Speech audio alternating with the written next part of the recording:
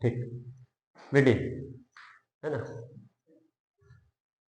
हम बात करेंगे लैब असिस्टेंट की। क्लियर है? लैब असिस्टेंट के सिलेबस में, कंप्लीट सिलेबस के अंदर हम बात करते हैं केमिस्ट्री की। किसकी बात करेंगे? केमिस्ट्री। इसमें ऑर्गेनिक केमिस्ट्री का भी पोर्शन है, इनऑर्गेनिक का भी है और फिजिकल का भी है।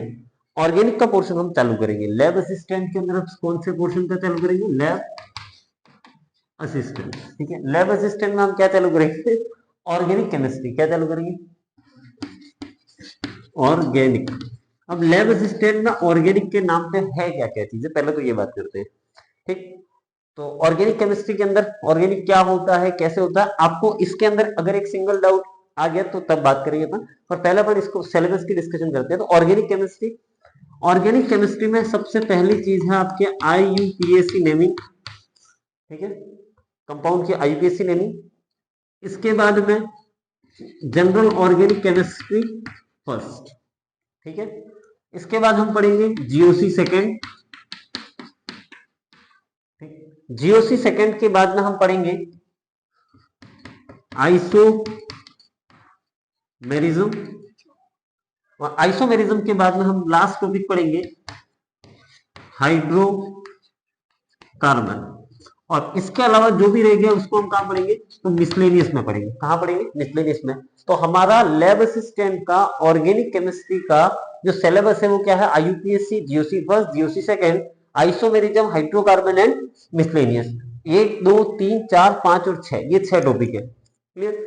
इसके हम जो भी पढ़ेंगे उसके बाहर कुछ नहीं आएगा, इसकी श्योरिटी मेरी है। अब आप कितना पढ़ते हो वो आपके ऊपर डिपेंड करता है। तो सबसे पहले हम बात करते हैं ऑर्गेनिक केमिस्ट्री क्या होता है। तो केमिस्ट्री जो होता है उसकी 3 ब्रांच होती है।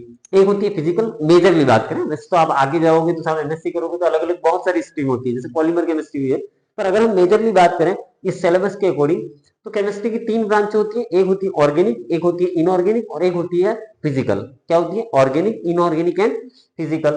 तो सर हम बात कर रहे हैं ऑर्गेनिक केमिस्ट्री के बारे में। किसके बारे में बात कर रहे हैं? Organic chemistry. ठीक है, ऑर्गेनिक केमिस्ट्री क्या होती है इसको अपन नॉर्मल वे में समझने की कोशिश करते हैं। सुनना, ऑर्गेनिक केमिस्ट्री आई कहां से, क्या हुआ क्या नहीं हुआ।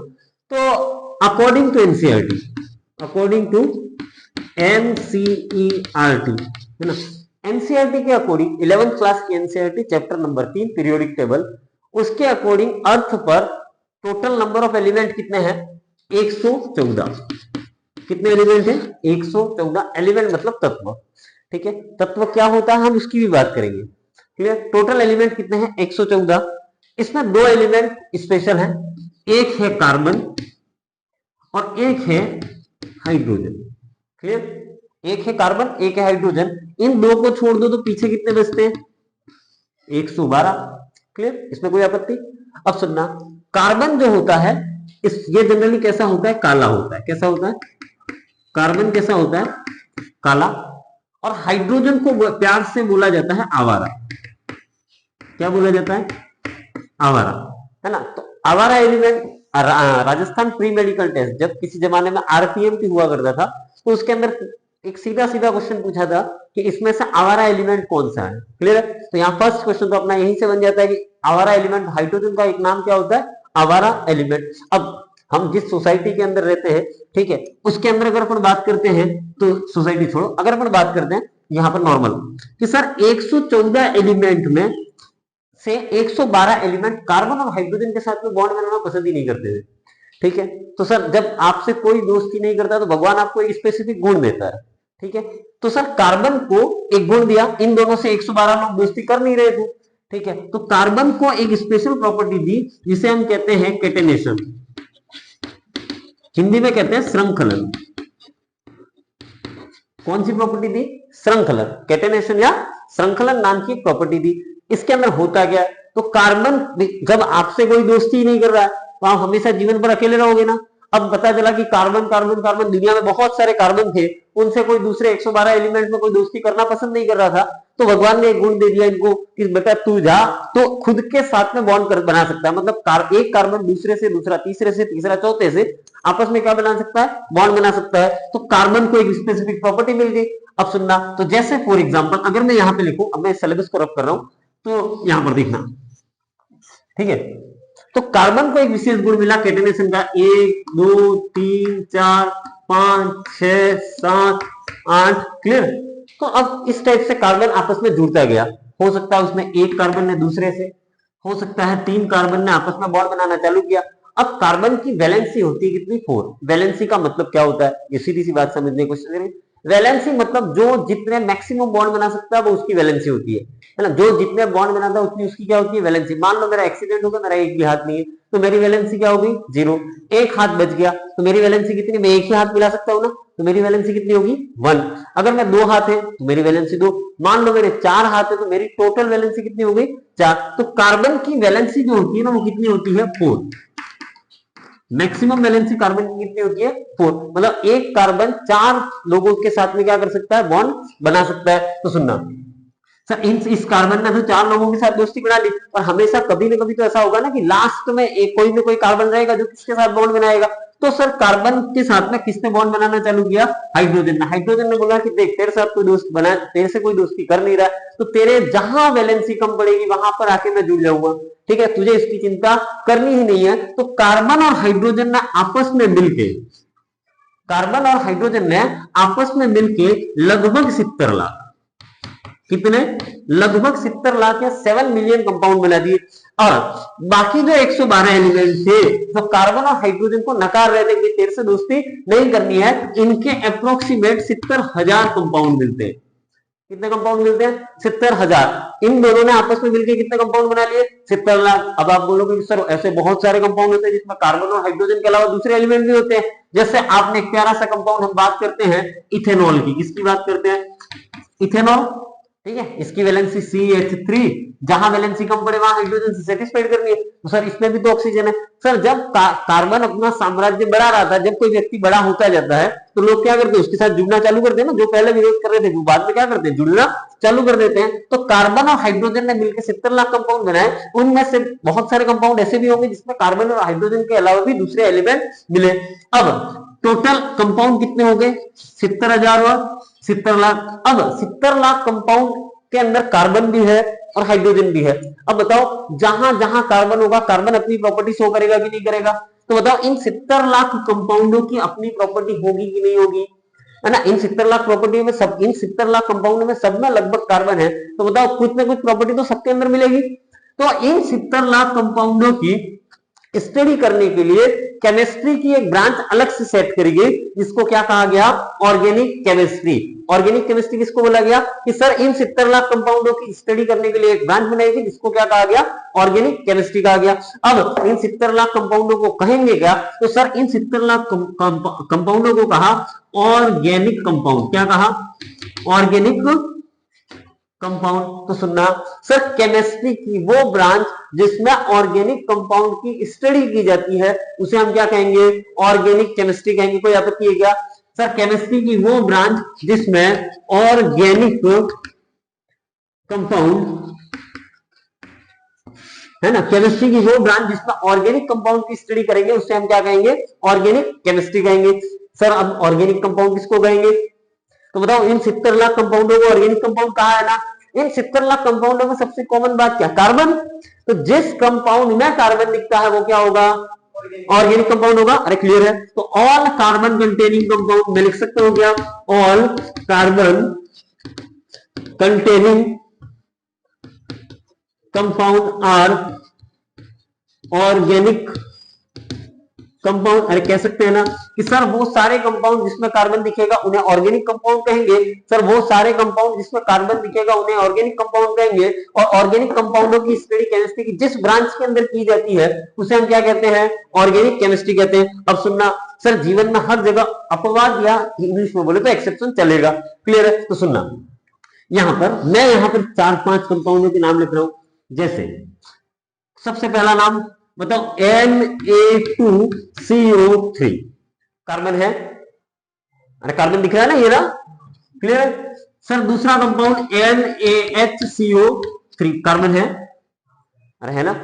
तीसरा कंपाउंड HCl कार्बन दिख रहा है, अरे कार्बन दिख रहा है कि नहीं दिख रहा है, ठीक है। इसके बाद में मैंने नेक्स्ट कंपाउंड लिखा CO2 कार्बन दिख रहा है। कार्बन मोनोऑक्साइड, कार्बन दिख रहा है, देखो दो चीजें होती है, एक होता है CO, एक होता है CO।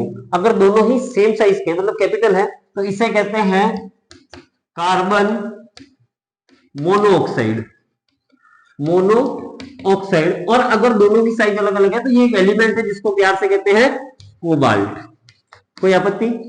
ठीक है, तो सर सुनना, बताओ इन सभी के अंदर कार्बन दिख रहा है ना, इसके अंदर कार्बन ये रहा, इसके अंदर ये रहा, इसके अंदर ये रहा, इसके अंदर ये रहा और इसके अंदर ये रहा। इन सब में कार्बन होने के बाद भी ये ऑर्गेनिक कंपाउंड नहीं है, तो ये क्या हो गए, एक्सेप्शन हुए कि नहीं हुए? ठीक है, इनके अंदर कार्बन है फिर भी ये ऑर्गेनिक कंपाउंड नहीं है। तो केमिस्ट्री की वो ब्रांच जिसमें ऑर्गेनिक कंपाउंड की स्टडी की जाती है उसे हम कहते हैं organic chemistry. Sir organic compound किसको कहेंगे, तो all carbon containing compound are organic compound. Exception कौन है, तो ये है, हम यहाँ पे एक लाइन और भी लिख सकते हैं कि ये ऑर्गेनिक कंपाउंड नहीं है। अरे क्लियर है, तो बोल के लिखाऊंगा, उतार लोगे इसको, उतारो। कार्बन कंपाउंड ऑर्गेनिक कंपाउंड कहलाता है, इसमें कार्बन क्यों नहीं कहलाता है? ये एक्सेप्शन है। ठीक है, एक्सेप्शन का मतलब सुनना, जैसे फॉर एग्जांपल अगर मैं बोलूं कि किसी की हाइट, या फिर नॉर्मल सी बात, अगर कोई व्यक्ति है, ठीक है, जनेऊ धारण करता है, ठीक है, या फिर अपन नॉर्मल सा एग्जांपल दूसरा कि सर अगर एक बात बोली कि सर एक कढ़ाई ली, ठीक है, जिसके अंदर तेल डाल के आपने कोई सब्जी बना रहे हो, ठीक है, तो सर लगभग सभी सब्जियों को बनाने का प्रोसीजर है कि सर तेल डाला, उसके अंदर राई डाली, हल्दी डाली, नमक डाला, मिर्च डाला, ये सारी चीज सब्जी ही बन रही है ना। लेकिन बहुत सारी सब्जी ऐसी होती है वो सब्जी लेकिन उसकी प्रॉपर्टी सब्जी से नहीं मिलती है, और बहुत सारी चीजें ऐसी होती है जो सब्जी नहीं है, जो सब्जी नहीं है पर उसका जो बनाने का तरीका है वो सब्जी के जैसा ही होता है, तो उसे हम किस कैटेगरी में डाल देते हैं, एक्सेप्शन। मतलब सर ऑर्गेनिक कंपाउंड जो होते हैं उनके जैसी ये प्रॉपर्टी शो नहीं करता है। क्लियर है, उतार लेना।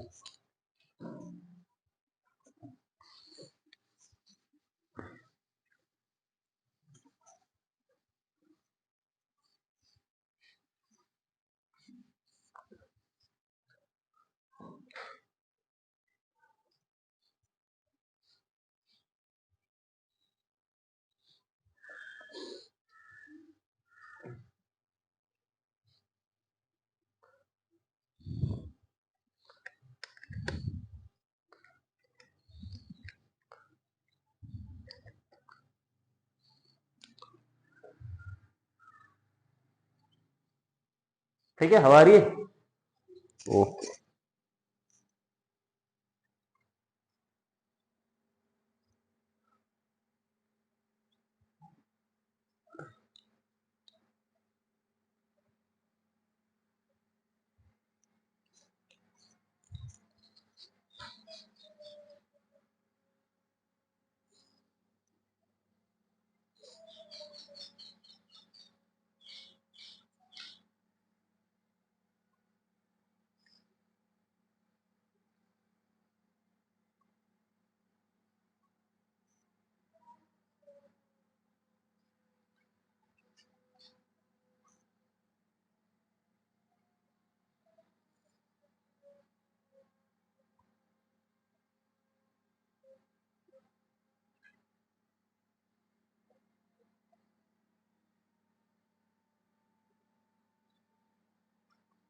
हो गया, हो गया। अब अपन आगे बात करते हैं, तो ऑर्गेनिक कंपाउंड किसको कहते हैं, ऑर्गेनिक केमिस्ट्री किसको कहते हैं, ये याद रखना। इसमें सबसे इंपॉर्टेंट चीज ये है, ठीक है, HCl सबसे ज्यादा इंपॉर्टेंट है। क्या है वो आपको समझ में आ जाएगा, क्योंकि जब आप गलती करोगे तभी मैं सिखाऊंगा इसको। ठीक है, अब सुनना, आगे बात करते हैं। अब सर ऑर्गेनिक कंपाउंड किसको कहते हैं, ये सारी बात तो समझ में आ गई, लेकिन सर क्या जब अर्थ बनी तभी क्या ऑर्गेनिक कंपाउंड बन गए होंगे क्या? तो बिल्कुल बन गए थे। ठीक है, बहुत सारे ऑर्गेनिक कंपाउंड, जब ऐसा तो है नहीं कोई चीज बाहर से, जो चीज आप देखते हो नेचर के अंदर एग्जिस्ट करती है, पर किसी व्यक्ति विशेष ने लैब के अंदर क्या ऑर्गेनिक कंपाउंड बनाया था क्या? ठीक है, तो सबसे पहले सुनना कि सर 1828 में, तब 1828 में एक साइंटिस्ट थे फ्रेडरिक वॉहलर। फ्रेडरिक वॉहलर 1828 में एक साइंटिस्ट है फ्रेडरिक वॉलर, इन्होंने एक कंपाउंड लिया NH4CNO। कौन सा कंपाउंड लिया? NH4CNO, और इसको गर्म किया। ठीक है, 1828 में सबसे पहले, है ना, लैब के अंदर ऑर्गेनिक कंपाउंड अगर किसी ने बनाया था तो फ्रेडरिक वॉलर ने बनाया था। उन्होंने कंपाउंड लिया NH4CNO और इसको गर्म किया, तो एक प्यारा सा कंपाउंड बना NH2CO NH2। क्लियर है? इस कंपाउंड का अपना एक नाम होगा, ठीक है, इसका नाम होता है अमोनियम साइनेट। ठीक है, फ्रेडरिक वॉलर ने अमोनियम साइनेट को लिया, उसे गर्म किया। सर गर्म करा तो जो कंपाउंड बना इसे क्या बोला गया? यूरिया बोला गया। क्या बोला गया? यूरिया बोला गया। ये एक इनऑर्गेनिक कंपाउंड है। ये क्या है? Inorganic compound. तो सर इसमें भी तो कार्बन दिख रहा है, तो ये भी ऑर्गेनिक तो नहीं है। तो सर आपने उतने ही क्यों लिखा है, ये क्यों नहीं लिखा है? तो जनरल में जो पूछे जाते हैं जनरली हम उन्हीं की बात करते हैं। तो सुनना, सबसे पहले फ्रेडरिक वॉलर ने किस कंपाउंड को बनाया था? यूरिया। लैब में बनने वाला जो सबसे पहले ऑर्गेनिक कंपाउंड है वो कौन सा था? यूरिया था। क्लियर है? इसके बाद में, ठीक है, इसके बाद में दो साइंटिस्ट और हुए। कौन है? एक सेकंड। हाँ, इसके बाद में दो लोग और हुए। ठीक है, एक आए थे 1845 में। कब आए?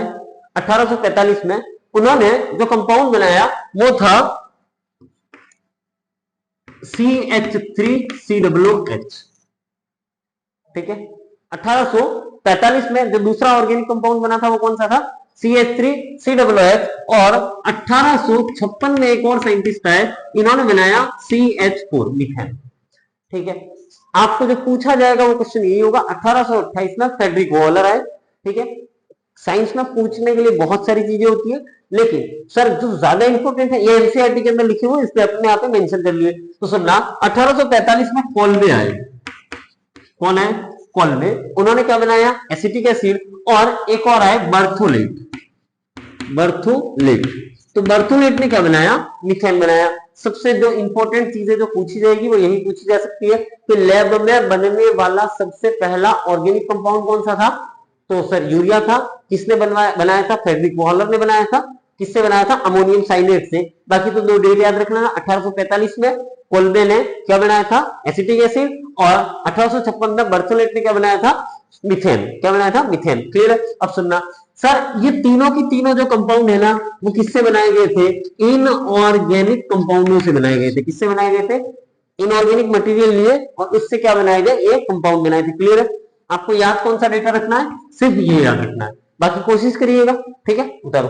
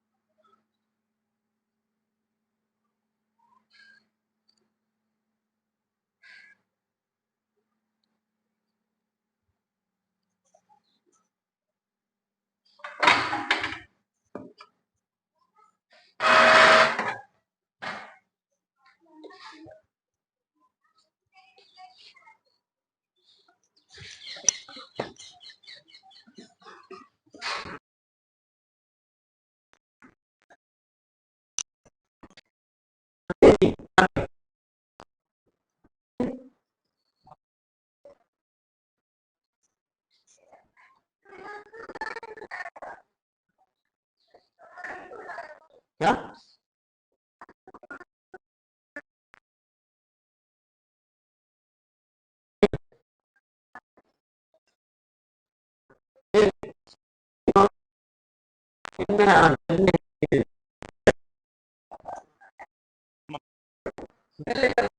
माथे को क्लास नहीं लाइव चलेगी।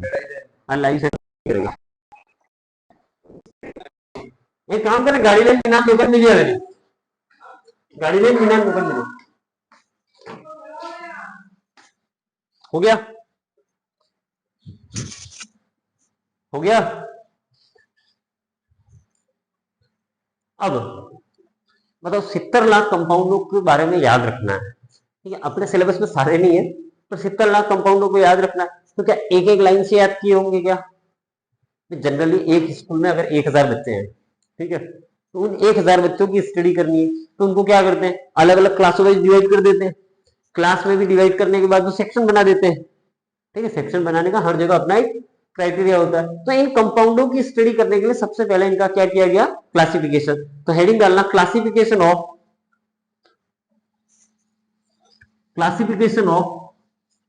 Organic compound, classification of organic compound. अब सुनना, इस चीज को समझेंगे पहले होता क्या है।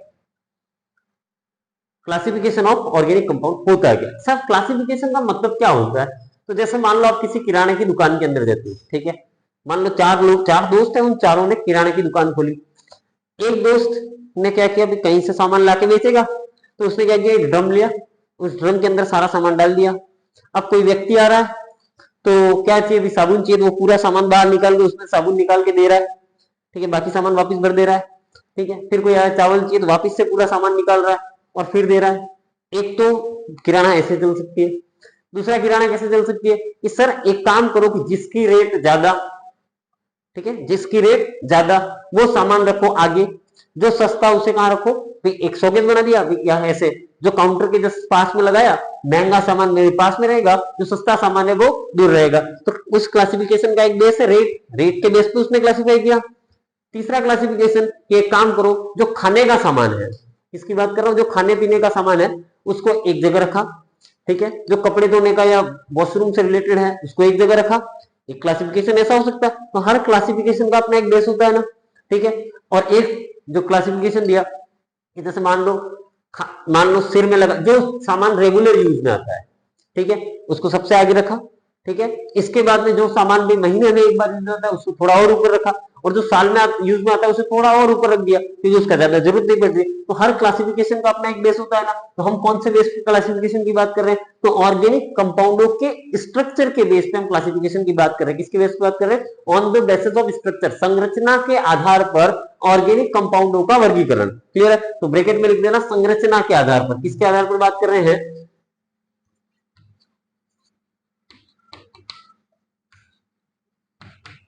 ऑर्गेनिक कंपाउंड का हम क्या कर रहे हैं, क्लासिफिकेशन कर रहे हैं on the basis of their structure. अब सुनना है ना, अब सुनना, यहां से आगे की बात करते हैं कि कैसे क्लासिफिकेशन होता है। सब कार्बन के अंदर एक विशेष गुण होता है। कार्बन के अंदर क्या होता है, एक विशेष गुण होता है कैटेनेशन। कार्बन ने कार्बन से जुड़ा होगा तभी तो इतने सारे कंपाउंड बने होंगे। तो सुनना, हो सकता है ना कि ये अगर मान लो इसमें जितने जॉइंट दिख रहे हैं वो सारे कार्बन है, तो एक कार्बन, दूसरा कार्बन, तीसरा कार्बन, चौथा कार्बन कहां गया, और पांचवा कार्बन और छठा कार्बन, ये जितने जॉइंट दिख रहे हैं वो हर कॉर्नर क्या है, एक कार्बन है। तो बताओ इन सभी कार्बनों को आपस में जुड़ा होगा। एक तो हो सकता है कि सर एक कार्बन दूसरे से जुड़ के ऐसे एक ओपन चेन बनाए, ठीक है, खुली श्रृंखला। और दूसरा हो सकता है कि सर ये पहला आखिरी कार्बन से जुड़ के क्या बनाए, एक रिंग का फॉर्मेशन कर दे, ठीक है। तो ऑर्गेनिक कंपाउंड दो कैटेगरी के हो सकते हैं, एक तो वो हो सकते हैं जो ओपन चेन है, एक वो हो सकते हैं जो क्या बनाए, रिंग बनाए। तो क्या मैं लिख सकता हूं क्या कि ऑर्गेनिक कंपाउंड जो होते हैं वो बेसिकली कितनी कैटेगरी के होते हैं, तो एक तो होते हैं ओपन चेन कह सकते हैं, और दूसरे कौन से होते हैं जो रिंग बनाते हैं, मतलब हम कह सकते हैं सर क्लोज चेन, कह सकते हैं खुली श्रृंखला और बंद श्रृंखला। अब सुनना सर, अगर हम बात करते हैं, अगर कोई चीज रिंग बनाती है ना उसे कहते हैं साइकिल, क्या कहते हैं, सेल। जैसे अगर अपन बात करते हैं तो हमारा जीवन चक्र चल रहा है, लाइफ साइकिल में आप पैदा हुए वहां से लेके मरोगे और फिर वापस से आपका पुनर्जन्म होगा, तो एक पूरा एक साइकिल हुआ ना। तो सर सुनना, ओपन चेन में कोई साइकिल बन रही है क्या, नहीं बन रही है, तो इसके लिए एक वर्ड आता है असाइक्लिक। कौन सा वर्ड आता है, असाइक्लिक। और क्लोज चेन के लिए वर्ड आएगा साइक्लिक, ठीक।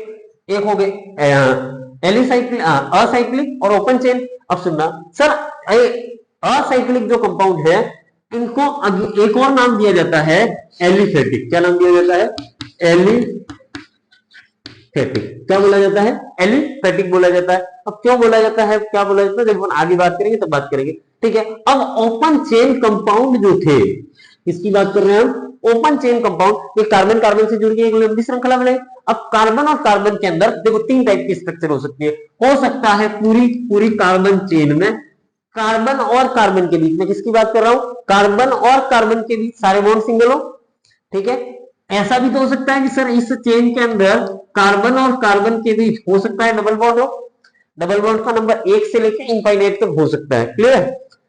सर हो सकता है कार्बन और कार्बन की चेन के बीच जो कोई ट्रिपल बॉन्ड हो, ट्रिपल बॉन्ड का नंबर भी 1 से लेकर अनंत तक हो सकता है ना कि सर पूरी की पूरी चेन में कार्बन के सिंगल बॉन्ड के अलावा सर डबल बॉन्ड भी हो और ट्रिपल बॉन्ड भी हो, अरे हो सकता है ना। तो सर मतलब ये सारे के सारे ओपन चेन कंपाउंड है कि नहीं है, तो सुनना, जिस स्ट्रक्चर में सारे के सारे बॉन्ड क्या हो, सिंगल हो, उसे कहते हैं सैचुरेटेड। क्या बोला जाता है, तो सैचुरेटेड कंपाउंड पहला मैं लिख सकता हूं क्या कि सर एक होता है saturated organic compound, saturated organic compound समझ में आ गया, जिसमें कार्बन और कार्बन के बीच के सारे बॉन्ड कैसे हो, सिंगल हो, क्लियर।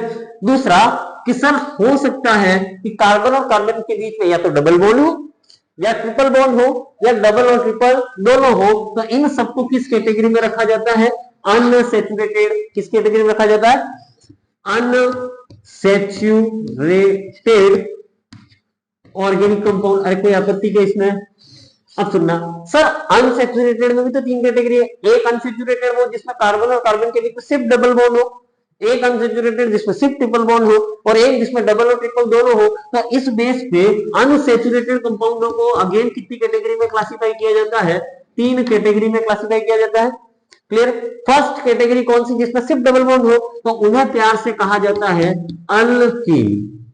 क्या कहा जाता है, अगर एक मतलब सिर्फ ट्रिपल बॉन्ड हो, एक ट्रिपल बॉन्ड नहीं कह रहा हूं, सिर्फ ट्रिपल बॉन्ड हो, तो उसे क्या बोला जाएगा, अल्काइन। और डबल और ट्रिपल दोनों हो तो उसे बोला जाता है अल्किनाइन, अल्किनाइन। क्या बोला जाएगा, अल्किनाइन, क्लियर है। मतलब अगर मान लो डबल बॉन्ड प्रेजेंट है तो उसे अल्किन, ट्रिपल बॉन्ड प्रेजेंट है तो अल्काइन, और सर अगर मान लो डबल और ट्रिपल दोनों ही प्रेजेंट है तो उसे किस कैटेगरी में डालेंगे, अल्किनाइन। अब सुनना, तो सैचुरेटेड में सर सारे बॉन्ड सिंगल है, उसे भी तो कुछ कहते होंगे, तो उसे कहते हैं अल्केन। क्या कहते हैं, अल्केन, क्लियर। अब अपन बात करते हैं, ये समझ में आ गया। अब हम आगे बात करते हैं सर साइक्लिक स्ट्रक्चर। अब मैंने जैसा बोला कि सर जैसे जैसे कार्बन फेमस हो रहा था वैसे वैसे उससे दूसरे एलिमेंट जुड़ना चालू हुए ना, तो हो सकता है कि इस पूरी की पूरी चेन में या तो सारे के सारे एटम किसके हो, कार्बन के हो, या हो सकता है कि कार्बन के अलावा भी कोई दूसरा एलिमेंट इसमें प्रेजेंट हो, और हो सकता है ना। तो सर इस बेस पे कि यहां पर ऑर्गेनिक कंपाउंड को अगेन 2 कैटेगरी के अंदर क्लासिफाई किया गया कि अगर सारे एटम किसके हो, कार्बन के हो, सारे एटम किसके हो, कार्बन के हो, तो उन्हें बोला गया होमो साइक्लिक ऑर्गेनिक कंपाउंड। क्या बोला गया, होमोसाइक्लिक ऑर्गेनिक कंपाउंड। और अगर मान लो कार्बन के अलावा कोई दूसरा एलिमेंट प्रेजेंट है तो उसे क्या बोला गया, हेट्रोसाइक्लिक ऑर्गेनिक कंपाउंड, क्लियर है। हेट्रो वर्ड कहीं पर भी आ जाए मतलब अलग अलग की बात हो रही है, और होमो वर्ड कहीं पर भी आता है तो एक समान चीजों की बात हो रही है। तो हेट्रोसाइक्लिक का मतलब क्या बोला कि सर अगर मान लो कार्बन के अलावा कोई दूसरा एलिमेंट अगर रिंग में प्रेजेंट है तो उसे हम कौन सी कैटेगरी में डालेंगे, हेट्रो। और अगर मान लो सारे के सारे एलिमेंट कार्बन के हो तो हम उसको कौन सी कैटेगरी में डालेंगे, होमो साइक्लिक में डालेंगे। अरे क्लियर है, समझ में आ रही बातें। अब सुनना, यहां पर अगर मान लो मैं कंपाउंड का एग्जांपल लिखूं,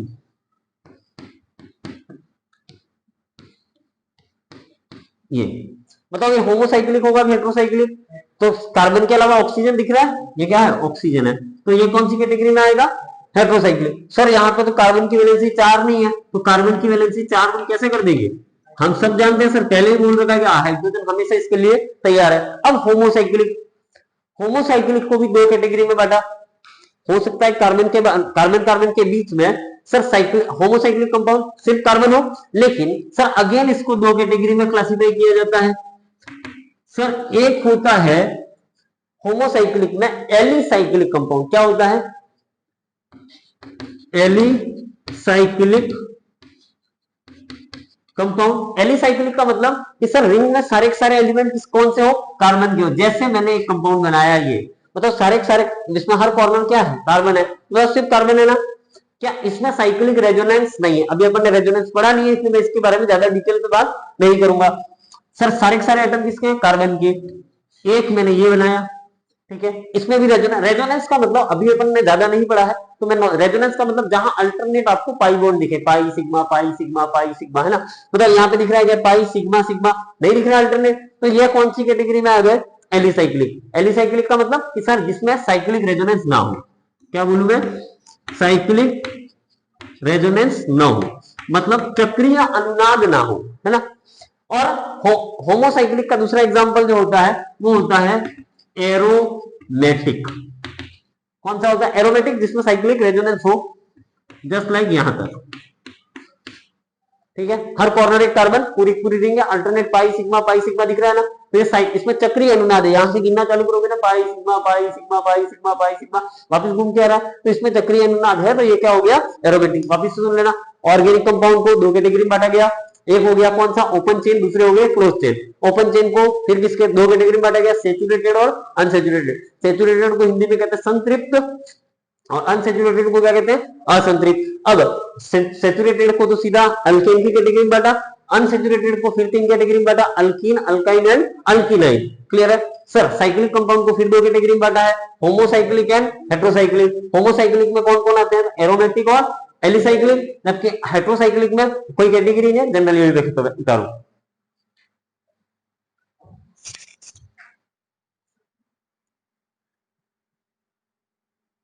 समझ में आ रहा है, सीख रहा हूं ना मैं पढ़ाते कैसे। कुछ बच्चे एक दिन कमेंट कर रहे थे कि सर आप सीख गए, तो मैं सीख ही रहा हूँ। अभी हमारे स्कूल में पेपर हुआ केमिस्ट्री का, हम गए थे वहां सेंटर पे, तो मैंने सबसे पहला ये नहीं पूछा आपका पेपर कैसे गया। मेरा जब मैंने पूछा मेरे को पढ़ाने आता है कि नहीं आता, अब कैसा लग रहा है आपको।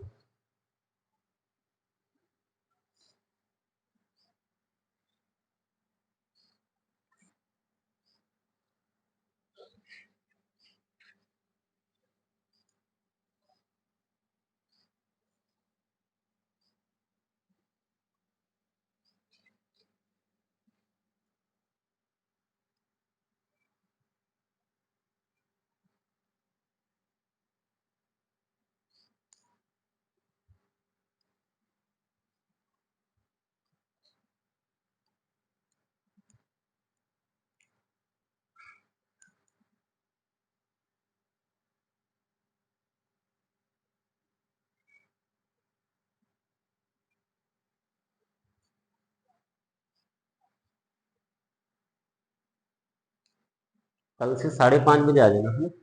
5:30 से 6:30 क्लास चलेगी, आज तुम लेट हो। आपको समझ में नहीं आया, इसकी जिम्मेदारी मेरी है। ऑर्गेनिक को पढ़ने का एक ही तरीका है, फर्स्ट टू लास्ट क्लोज पढ़ना। अपन ने जो पढ़ाया उसके बाहर क्वेश्चन नहीं जाएगा, इसकी गारंटी मेरी है ना। एग्जामिनर की मर्जी पड़े वहां से पूछ ले, अपना क्वेश्चन गलत नहीं होगा, है ना। हो सकता है आपको लग रहा मास्टर फेंकते हैं, है ना, आदत होती है मास्टरों की।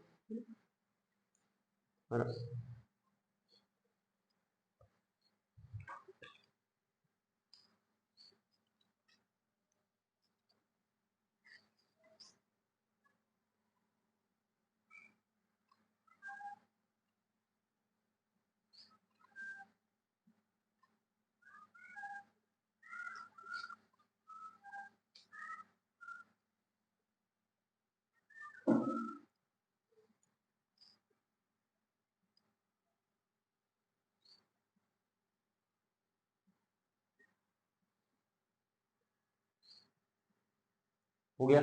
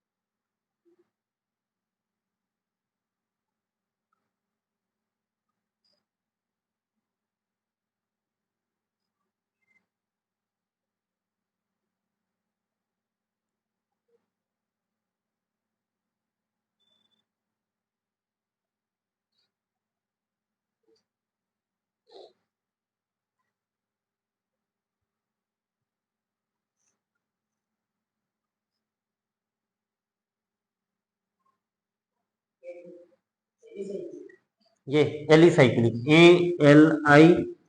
ALICYLIC, CYCLIC, LIC, जिंदगी के साथ भी और जिंदगी के बाद भी। हो गया? अरे हो गया। अब लिखना मैं जैसे बोल रहा हूँ पूरा बना लिए, है ना? अब आप मान लो 1 महीने बाद तुम इसको खोल के देखोगे, तुम्हें सब ऐसा ही लगेगा क्या क्या एक्सप्लेन किया था। अपन ने जो जो समझा उसको बिल्कुल शॉर्ट में एक लाइन में लिखने की कोशिश करते हैं। तो लिखना, पहले हेडिंग डालना ऑर्गेनिक कंपाउंड, पहले हेडिंग डालना ऑर्गेनिक कंपाउंड।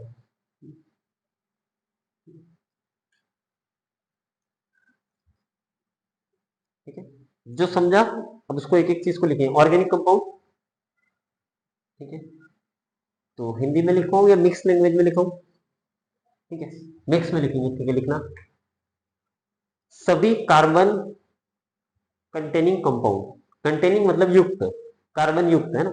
सभी कार्बन कंटेनिंग कंपाउंड, ठीक है, ऑर्गेनिक कंपाउंड होते हैं। इतनी लाइन लिखो नहीं लिखो तुम्हारे ऊपर है। ठीक है, सभी carbon containing compound organic compound होते हैं। क्लियर? फिर लिखना ओपन चेन कंपाउंड। हाँ, सेकंड पॉइंट, है ना? मतलब पहला ये हो गया, क्या होता है ओपन चेन, एलिसाइक्लिक या एलिफेटिक एक ही बात है। सॉरी, असाइक्लिक, ओपन चेन या एलिफेटिक एक ही बात है। तो लिखना ओपन चेन, इसमें लिखना ओपन चेन में कार्बन कार्बन आपस में जुड़ के एक सी, कार्बन कार्बन आपस में जुड़ के, कार्बन कार्बन आपस में जुड़ के एक सीधी चेन बनाते हैं। सीधी का मतलब जिसमें रिंग नहीं बने। जैसे एग्जांपल लिख लेना ओपन चेन के, ताकि और अच्छे से समझ में आ जाए। ठीक है, इधर देखना ओपन चेन के एग्जांपल, जैसे जैसे लिखते जाएंगे मैं मैसेज यहाँ मिटाते जाऊंगा। ओपन चेन का एग्जांपल नंबर 1, बताओ ये ओपन चेन है। ठीक है, एग्जांपल नंबर 1 इधर देख लो पहले शांति से, उतारने का टाइम सफिशिएंट दिया जाता है।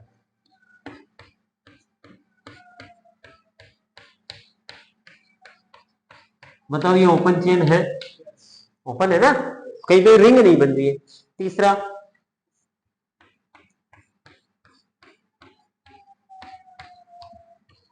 ये ओपन चेन है, और ओपन ही है ना, रिंग थोड़ी बनी। अगर ये और ये आपस में जुड़ जाते तो रिंग बनती। ये ओपन चेन के एग्जांपल है, बना लेना।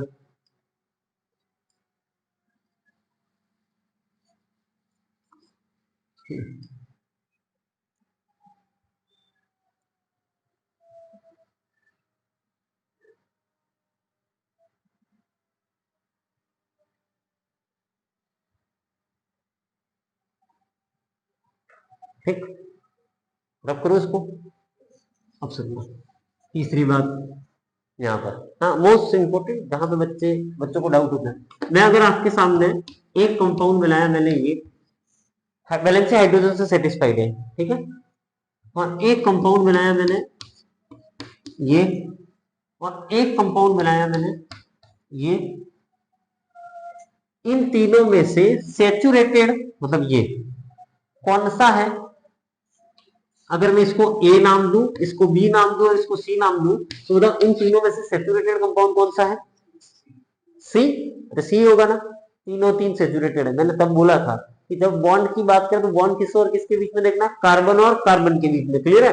अगर नॉर्मल सा क्वेश्चन आ जाएगा ना लेवल सिस्टम में कि इनमें से सेचुरेटेड कंपाउंड कौन सा है, यही करके आएंगे। चौथा ऑप्शन होगा ऑल ऑफ द अबव, सभी, है ना। सेचुरेटेड कौन सा है? तो सर जिसमें कार्बन और कार्बन के बीच में सारे बॉन्ड सिंगल है, इसमें भी सिंगल है। कार्बन और कार्बन के बीच में तो यहाँ भी सिंगल है, और कार्बन और कार्बन के बीच में यहाँ पर भी सिंगल है। तो कार्बन और ऑक्सीजन के बीच का बॉन्ड लेना, तो लिख लेना एग्जाम्पल ये। वहां क्या लिखा? सेचुरेटेड। सेचुरेटेड में लिखना कार्बन कार्बन के बीच, कार्बन कार्बन के बीच, कार्बन और कार्बन के बीच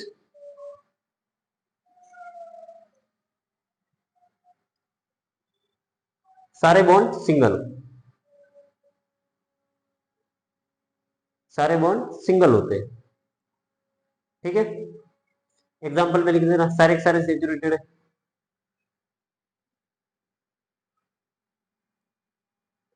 हो गया?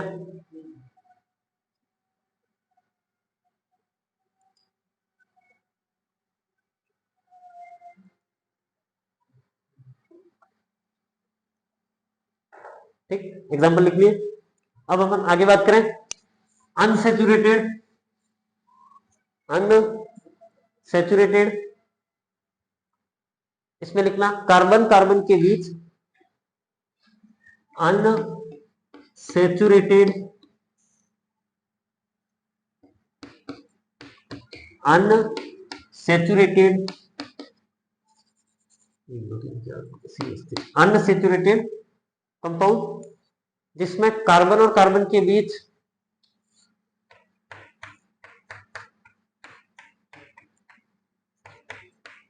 कार्बन और कार्बन के बीच डबल या ट्रिपल बॉन्ड, डबल या ट्रिपल बॉन्ड, डबल या ट्रिपल बॉन्ड या दोनों, या तो डबल या ट्रिपल या दोनों प्रेजेंट हो। ठीक, डबल ट्रिपल या दोनों। अब सुनना, मतलब ये अनसैचुरेटेड है, ये भी अनसैचुरेटेड है। अब सुनना, क्या अगर मैं यहाँ पे डबल बॉन्ड करके ऑक्सीजन अभी थोड़ी देर पहले लिख चुके हैं सैचुरेटेड, इस डबल बॉन्ड को प्यार से एक और नाम दिया जाता है ओलेफिनिक बॉन्ड। क्या बोला जाता है? Olefinic bond. और ट्रिपल बॉन्ड का एक और नाम होता है acetylenic bond, NIC, acetylenic bond. Clear? Double bond किसके और किसके बीच में होना चाहिए? कार्बन और कार्बन के बीच में, तो उसे क्या बोला जाता है? Olefinic bond. और इसको क्या बोला जाता है? एसिटिलिनिक या एसिटाइलिनिक बॉन्ड कहा जाता है। क्लियर? एग्जांपल उतार लेना।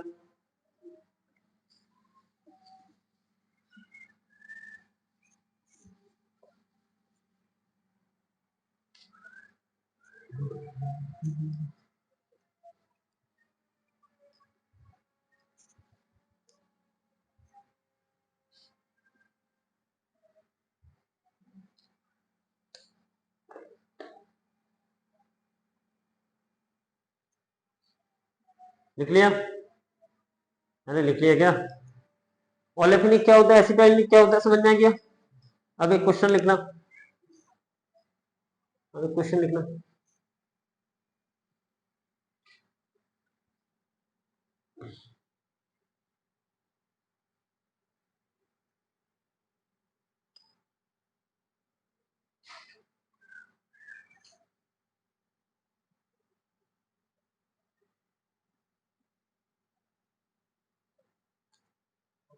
लिखना, calculate, calculate, calculate olefinic and, calculate olefinic and acetylenic bond, calculate olefinic and acetylenic bond in given olefinic and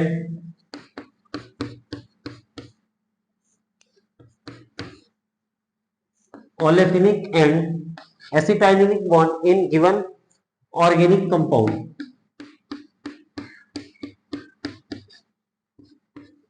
बताओ पहले में कितने ओलेफिनिक है? सब ओलेफिनिक बॉन्ड कितने हैं? 2। और एसिटाइलिनिक बॉन्ड 0। इसमें ओलेफिनिक बॉन्ड कितने हैं? 0। एसिटाइलिनिक बॉन्ड कितने हैं? 2। एक ट्रिपल एयर है, एक ट्रिपल एयर ना। ठीक है, परीक्षा में क्वेश्चन आएगा, एक ऐसा लिखा होगा, रे तुम यही टिक करके आओगे। ऐसा लिखना है, यह गलत है, यह गलत है। और इसके ऊपर भी बॉक्स बना के लिखना है, यह गलत है। अब गलत क्यों है? ठीक है, जब मैंने एक्सप्लेन किया तब क्या बोला था कि सर अगर डबल बॉन्ड कार्बन और कार्बन के बीच होगा तो उसे ओलेफिनिक कहेंगे ना। मतलब यहाँ कार्बन और कार्बन के बीच में है, यहाँ कार्बन है और कार्बन के बीच में है क्या? नहीं है, तो ओलेफिनिक का नंबर कितना है यहाँ पर? सर यहाँ पर ओलेफिनिक बॉन्ड कितना है? 1। और एसिटाइलिनिक बॉन्ड कितना है? 0। अरे समझ में आ रहा है? सर यहाँ पर ओलेफिनिक बॉन्ड कितना है? 0। और एसिटाइलिनिक बॉन्ड कितना है? 1। अरे समझ में आ रहा है? परीक्षा में से क्वेश्चन पूछेगा, उतारो।